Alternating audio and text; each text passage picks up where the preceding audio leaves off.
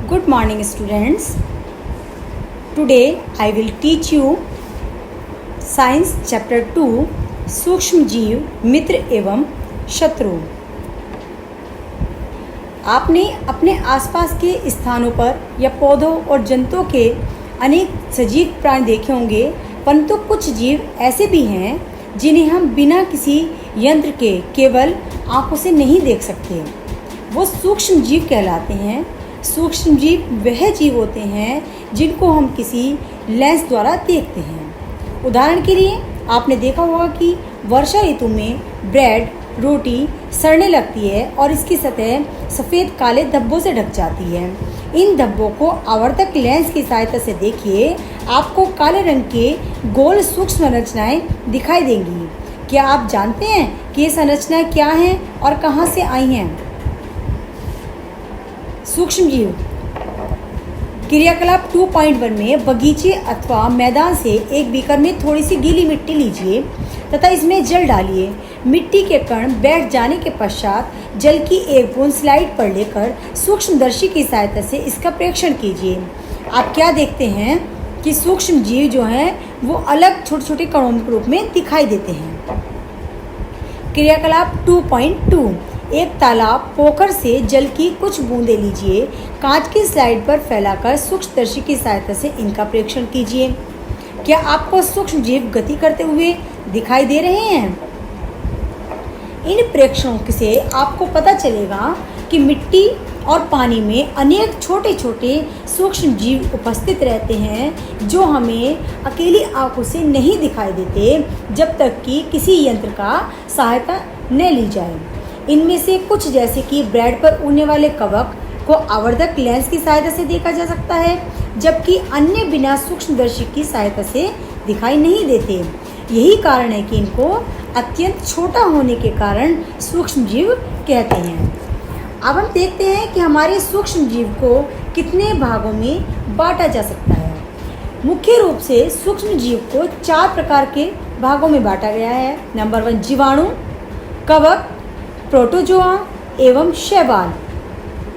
जीवाणु, शैवाल, प्रोटोजोआ एवं कवक के कुछ सामान्य सूक्ष्म जीव आप चित्र 2.1 से 2.4 में दर्शाए गए हैं। नेक्स्ट पेज पर वहाँ देख भी सकते हैं। हमारा जो विषाणु होता है, विषाणु को वायरस भी कहते हैं, वो बहुत ही सूक्ष्म होते हैं।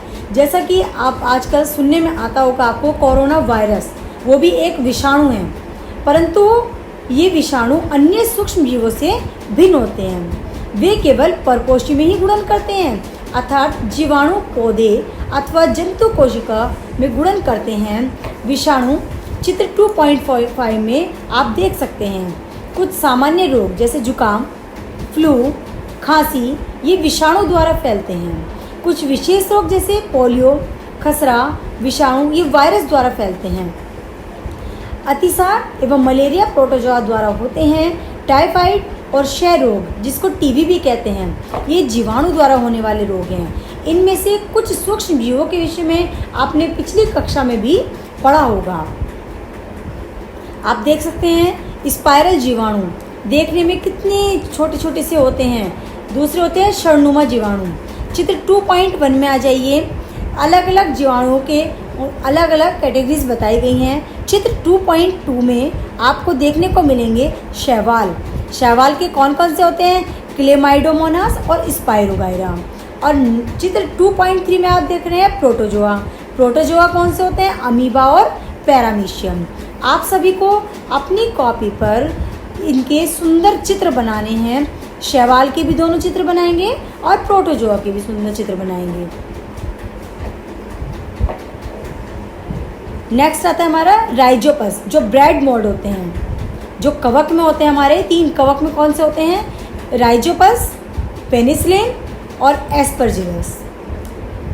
सभी को ये सभी चित्र अपनी कॉपी में सुंदर तरीके से बनाने हैं। अब कुछ हमारे सूक्ष्म जीव होते हैं, शत्रु जीव होते हैं और कुछ मित्रवत सूक्ष्म जीव होते हैं। जो मित्रवत सूक्ष्म जीव होते हैं उनका उपयोग हम अपने डेली बेस में करते हैं। जैसे हमें दही बनानी होती है, ब्रेड बनती है, केक बनाना होता है, उनमें सब मित्रवत सूक्ष्मजीव पाए जाते हैं। प्राचीन काल से ही सूक्ष्मजीवों का उपयोग अल्कोहल बनाने में भी किया जाता रहा है। अपने एटमॉस्फेयर को क्लीन रखने के लिए इनका उपयोग किया जाता है। एग्जाम्पल के लिए कार्बनिक अवशिष्ट, सब्जी के छिलके जो होते हैं उनमें एक तरह का जंतु अवशेष, विष्ठा इत्यादि का अपघटन जीवाणु द्वारा किया जाता है तथा हानि रहित पदार्थ बनते हैं। याद रखिए, जीवाणु का उपयोग औषधि उत्पादन एवं कृषि में मृदा की उर्वरता में वृद्धि करने में किया जाता है, जिससे नाइट्रोजन स्थिरीकरण होता है। दही और ब्रेड बनने में भी जीवाणु हमारे दूध को दही में परिवर्तित कर देते हैं। उदाहरण के लिए आप थोड़ी सी घर में अपनी मैदा लीजिए, मैदा में यीस्ट पाउडर मिलाइए। आप 2 घंटे बाद उस मैदा को देखेंगे, मैदा को आपने पानी के साथ गूंथ के रख दिया है। आप 2 घंटे बाद देखेंगे जिस मैदा में आपने यीस्ट पाउडर मिक्स किया था वो फूल करके डबल हो जाता है। और एक बर्तन में आपने सादी मैदा मल के रख दी जिसमें आपने यीस्ट नहीं डाला है, वो अपना उतना ही स्पेस लेकर रहता है। जो यीस्ट होता है वो तीव्रता से जलन करके श्वसन के दौरान कार्बन डाइऑक्साइड भी उत्पादित करता है। गैस के बुलबुले खमीर वाले मैदे का आयतन बढ़ा देते हैं। आप चित्र 2.6 में देख सकते हैं। यह बेकिंग उद्योग में यीस्ट के उपयोग का आधार है, जिसमें ब्रेड, पेस्ट्री और केक भी बनाए जाते हैं। सूक्ष्म जीवों का वाणिज्यिक उपयोग देखिए, बड़े स्तर पर अल्कोहल, शराब एवं एसिटिक एसिड के उत्पादन में सूक्ष्म जीवों का उपयोग किया जाता है। जौ, गेहूं, चावल एवं फलों के रस में उपस्थित जो प्राकृतिक शर्करा में यीस्ट द्वारा अल्कोहल एवं शराब का उत्पादन किया जाता है। क्रियाकलाप 2.4 में आप 500 ml का एक बीकर लेकर इसमें 3/4 भाग तक जल भरिए। इसमें 2-3 चम्मच चीनी घोलिए। इसमें हाफ स्पून यीस्ट पाउडर डालिए। इसे 4-5 घंटों के लिए उस स्थान पर ढककर रख दीजिए। अब विलयन को सूंघ कर देखेंगे तो आपको स्वतः पता चल जाएगा कि इसमें कुछ चेंज अवश्य हुआ है।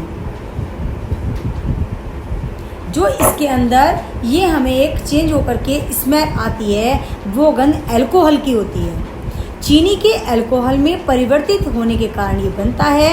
चीनी के अल्कोहल में परिवर्तन की यह प्रक्रिया किण्वन अथवा फर्मेंट प्रक्रिया कहलाती है, जिसकी खोज लुई पास्चर ने 1857 में की थी। अब देखते हैं हम सूक्ष्म जीवों के औषधीय उपयोग। आप कभी जब बीमार पड़ते हैं तो आप डॉक्टर के पास जाते हैं। डॉक्टर आपको हर दवाई के साथ एंटीसेप्टिक भी देते हैं। आप जानते हैं एंटीसेप्टिक एंटीबायोटिक दवाइयाँ क्या होती हैं, जिनको हिंदी में प्रतिजैविक भी कहते हैं। हमारी रोग प्रतिरोधक क्षमता को कंट्रोल करने के लिए जो हमारी होती है वो एंटीबायोटिक होती है। डॉक्टर एक पेंसिलिन का इंजेक्शन देते हैं या कोई प्रतिजैविक की गोली या कैप्सूल देते हैं। इन औषधियों का स्रोत सूक्ष्म जीव होते हैं। ये बीमारी पैदा करने कर सूक्ष्म जीवों को नष्ट कर देती है अथवा उनकी वृद्धि को रोक देती है।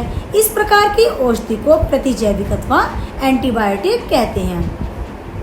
आजकल जीवाणु की कवक से अनेक प्रतिजैविक औषधियों का उत्पादन हो रहा है। स्ट्रेप्टोमाइसिन, टेट्रासाइक्लिन और एरिथ्रोमाइसिन सामान्य रूप से उपयोग में किया जाने वाली प्रतिजैविक, जिन्हें कवक एवं जीवाणु से उत्पादित किया जाता है। किसी विशिष्ट प्रकार के सूक्ष्म जीव का संवर्धन कर प्रतिजैविक का उत्पादन किया जाता है, जिन्हें हम किसी भी चिकित्सा में उपयोग में ला सकते हैं।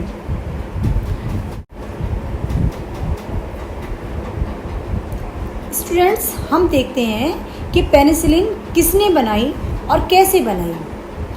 सन 1929 में अलेक्जेंडर फ्लेमिंग जीवाणु रोगों से बचाव हेतु एक संवर्धन पर प्रयोग कर रहे थे। अचानक उन्होंने संवर्धन तश्तरी पर हरे रंग की फफूंद के छोटे बीजाणु देखे। उन्होंने पाया कि ये फफूंद जीवाणु की वृद्धि को रोकते हैं।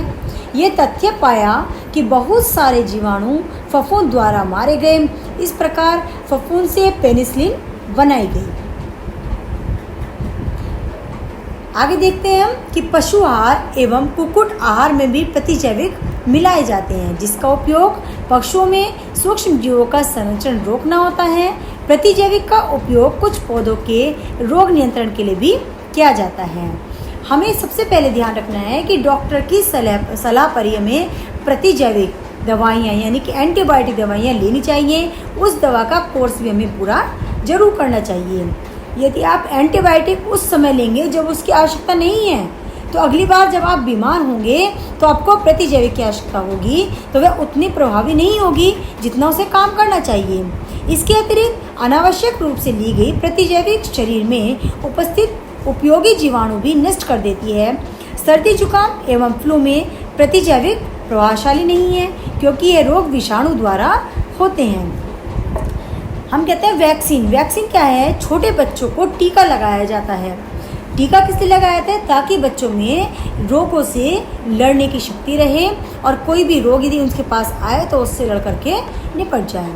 जब रोग कारक सूक्ष्म जीव हमारे शरीर में प्रवेश करते हैं तो उनसे लड़ने के लिए हमारा शरीर प्रतिरक्षी उत्पन्न करता है। शरीर को यह भी स्मरण रहता है कि वह सूक्ष्म जीव अगर हमारे शरीर में पुनः प्रवेश करता है तो उससे किस प्रकार लड़ा जाए।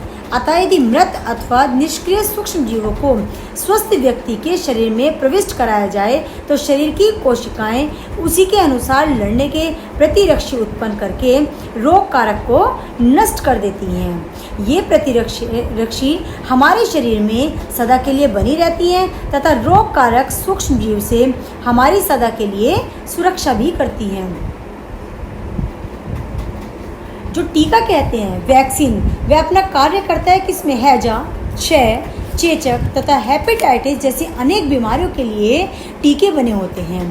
टीके का खोज जो की थी वो थे एडवर्ड जेनर ने चेचक के लिए 1798 में चेचक के टीके की खोज की थी। आपको ध्यान होगा आपके बचपन में भी आपको अनेक रोगों से रक्षा के लिए आपके माता पिता ने वैक्सीन दिए होंगे। क्या आप इन रोगों की सूची तैयार कर सकते हैं? इसके लिए आप अपने माता पिता की सहायता लीजिए।